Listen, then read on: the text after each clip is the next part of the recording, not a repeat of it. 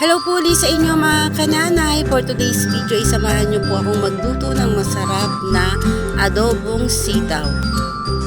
Sigurado akong magugustuhan na naman ito ng inyong pamilya at syempre swak na swak ito sa ating mga budget. Kaya tara samahan niyo akong magluto ng masarap na adobong sitaw. Meron ako ritong baboy na hiniwa ko lang into cubes. Tapos pababayaan lang natin siyang kusang magmantika siya. At kapag kaganyan nang nagmantika na siya, ay itatabi lang muna natin siya at dito rin natin gigisahin yung ating bawang. Next naman ay igisa na natin yung ating sibuyas. Tapos imimix-mix lang natin at pababayaan lang natin na magisa siya. At kapag okay na at gisang-gisa na yung ating baboy, ay ilalagay na natin yung ating sitaw.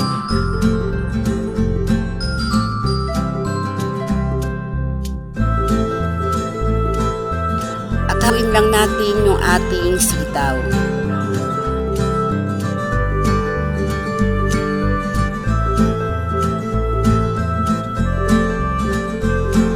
Titimplahan naman natin siya ng pamintang durog. Ang simple ng pagkakaluto nito mga kananay, pero sinasabi ko sa inyo, napakasarap nito. Ngayon naman ay maglalagay naman tayo ng 1/2 cup na toyo,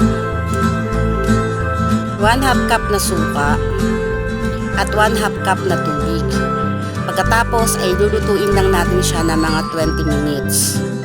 At hindi natin siya haluin hanggang sa maluto yung kanyang pinakasuka.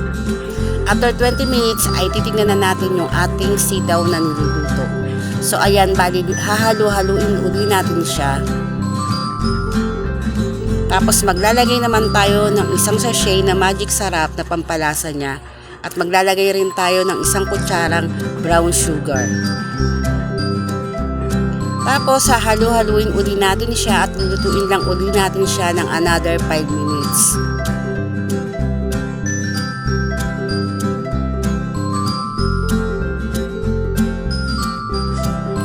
So ayan na mga kananay ang ating adobong sitaw na napakasarap at sigurado kung magugustuhan nyo to. Kaya kung nag-iisip ka pa ng ulam recipe for today ay subukan mo ang ganitong recipe, ang adobong sitaw. So ayun lang po mga kananay, sana nagustuhan nyo po ang ating ulam idea recipe for today's video. Maraming salamat po sa inyong panonood. Kain po tayo!